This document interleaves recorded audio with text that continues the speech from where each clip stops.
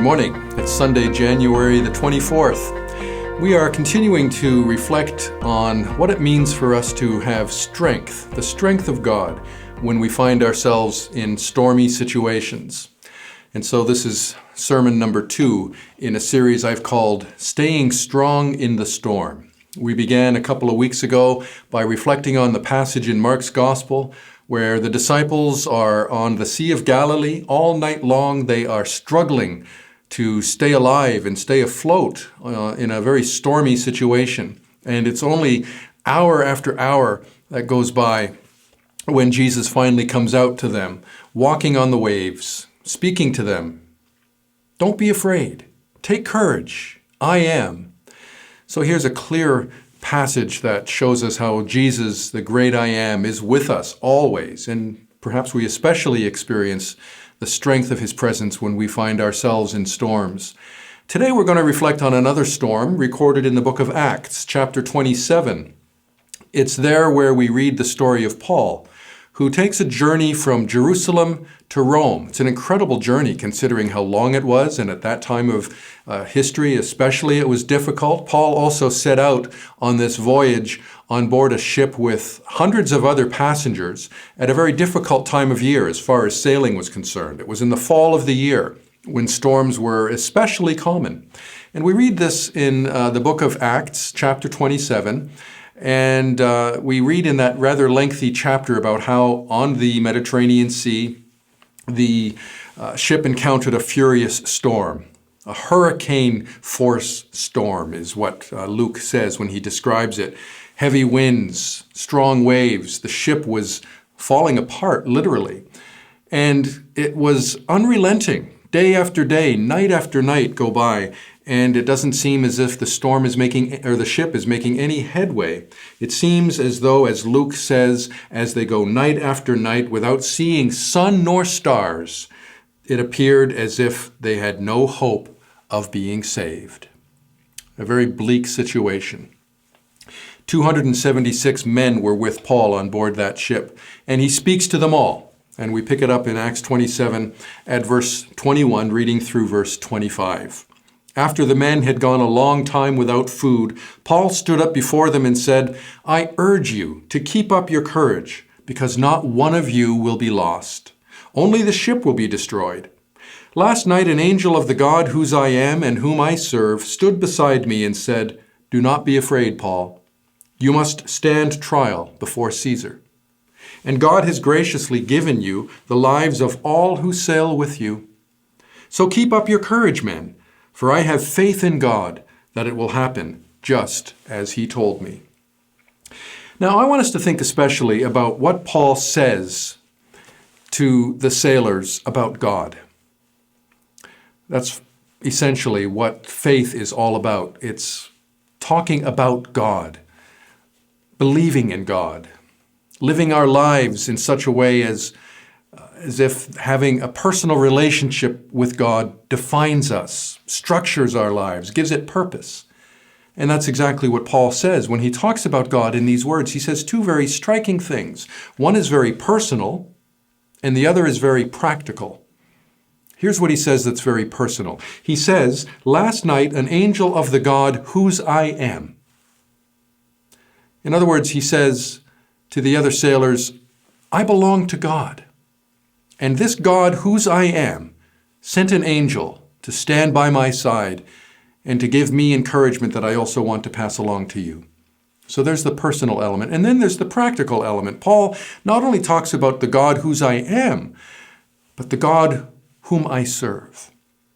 I think both of those elements are as important in our lives today as they were for Paul. To know that we belong to God, that we can say about God that he is the God whose we are, is incredible. It's reassuring. It gives us strength in the storms we face.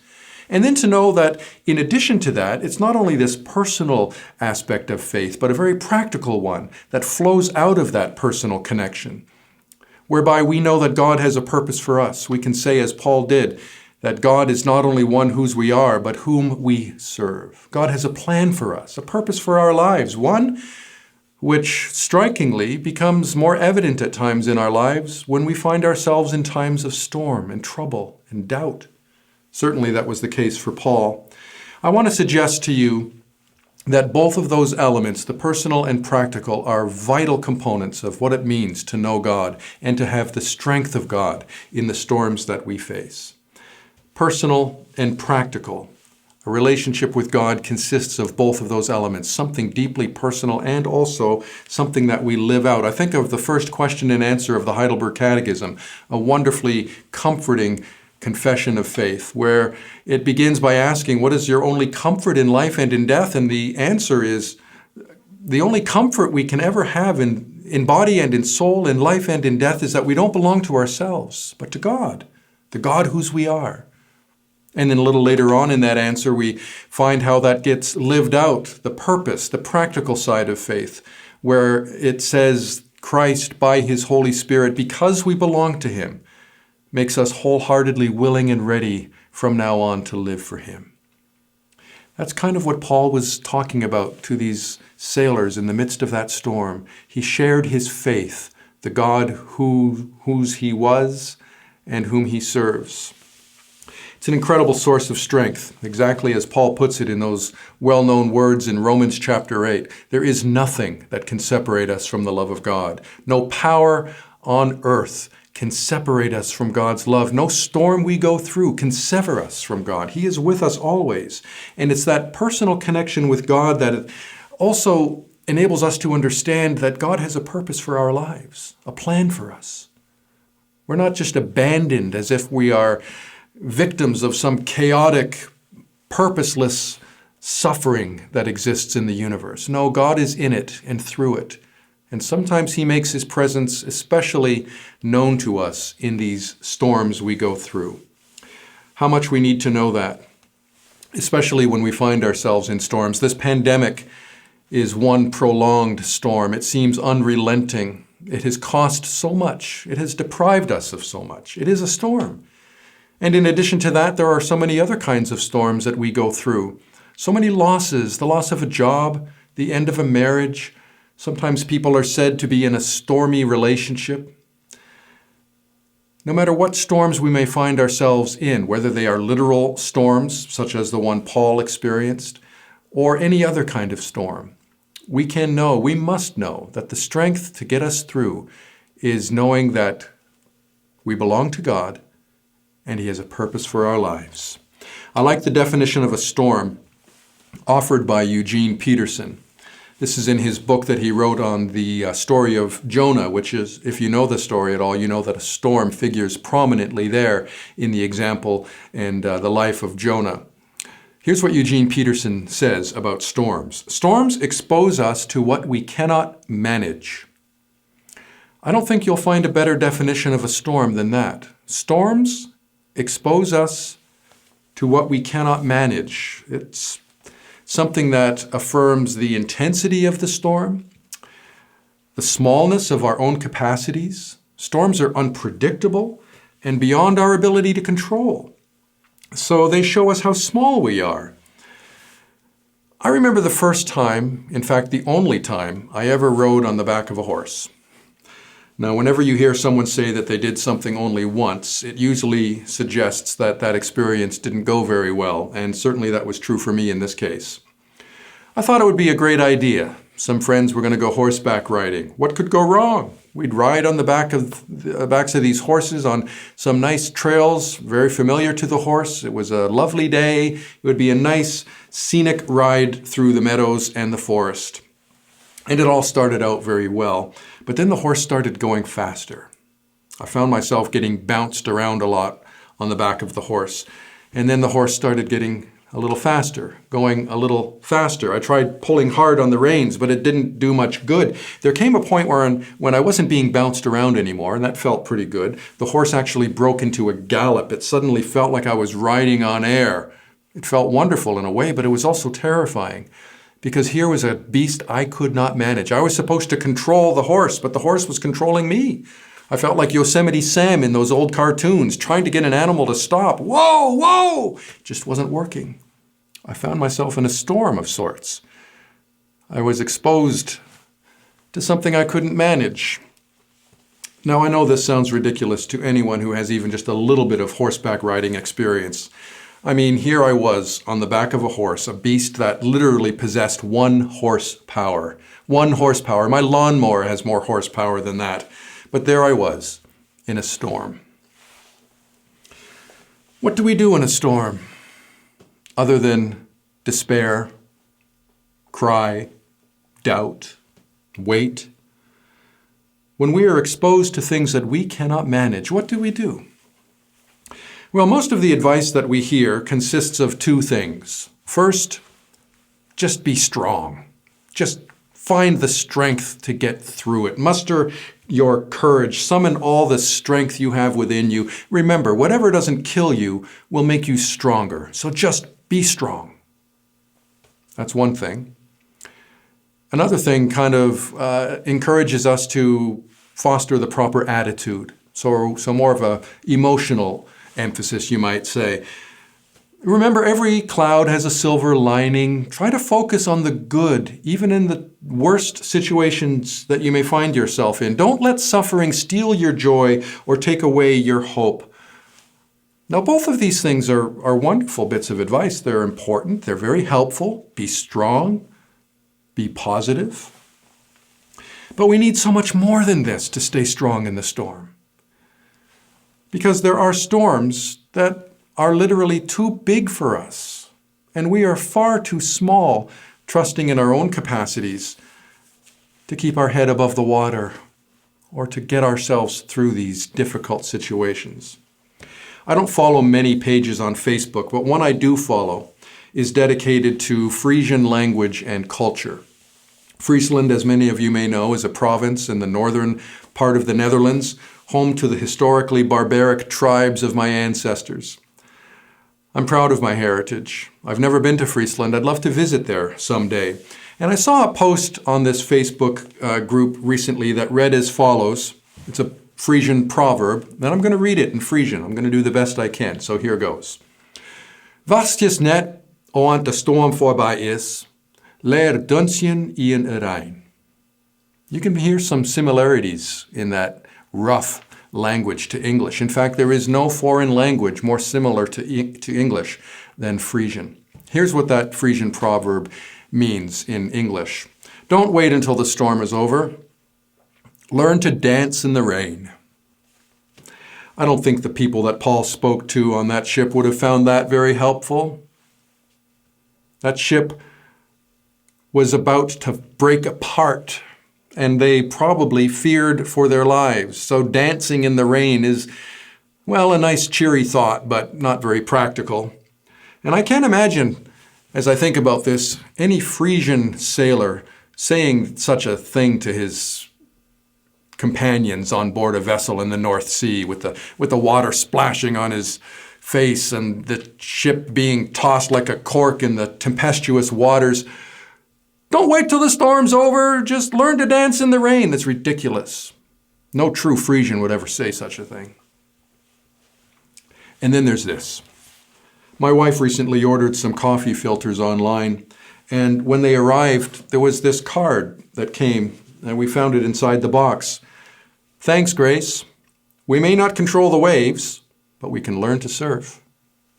Again, it's a wonderful, positive little bit of advice. In Acts 27, however, as that ship was being torn apart by the waves, all 276 men, their lives in jeopardy. Can you imagine Paul saying such a thing to them? Hey, grab a piece of wood, surf's up. Let's boogie board our way to the beach, dudes. Come on. These little proverbs and bits of advice are good. They're helpful. But they only take us so far. We need more than that to get through the storms. We need more than the strength and encouragement that these words offer. We need what Paul said to those sailors. We need the strength that God provides. We need to know that we are God's and that we serve God. That means that there's a relationship we have with God, and God has a purpose for our lives. The God whose I am and whom I serve, Paul's God, and by God's grace, our God too. This is all true because of Jesus, the storm that he faced. I'm not talking about the storms that he experienced with his disciples. I'm talking about the ultimate storm, the perfect storm, human history's most tumultuous, devastating storm. I'm talking about the cross, where it wasn't just a ship that was torn apart, but his body. And his life did end there in that storm. He did that so that we could know, even today, that we are God's. He's claimed us. And God has a purpose for our lives still today, so that we can say, as Paul did, the God whose I am and whom I serve is one in whom we have faith. He is the one who gives strength in the storm. You know, it's incredible when we find ourselves in difficult situations to know that we're not alone, that there are people, even just one person sometimes, who is with us to strengthen us, to comfort us. I think of the greatest English novel ever written. It is still the world's best seller as far as English literature is concerned. I'm talking about Bunyan's The Pilgrim's Progress, an allegorical tale which talks about how Christian journeys through life in all of these difficult places. The slough of despair is one of the places he visits. All of these stops are on the journey of his life to the celestial city, paradise, heaven. And there's a spot in the end of the book where there is one more leg of that journey, a river that he needs to cross. And he's not alone. He steps into this river, and his friend, appropriately named Hopeful, is with him. In fact, Hopeful is a little bit ahead of him in that journey across the river. Christian begins to despair because he's sinking in the river. He can't touch bottom. And he quotes scripture saying, all of the billows and all of the waves of God have gone over me.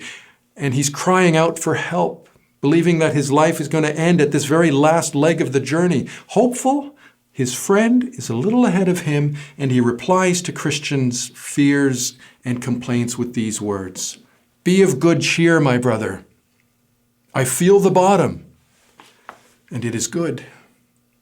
It makes me think of Acts 27 again, because that's literally what the sailors do in that chapter. They sense they are getting close to land. They can't see it, but they get a sense that there's an island close by, and so they take soundings. The water depth is first 120 feet and then 90 feet, so they know they're getting closer to shore. And that's exactly what Hopeful says to Christian. I can feel the bottom. Be of good cheer.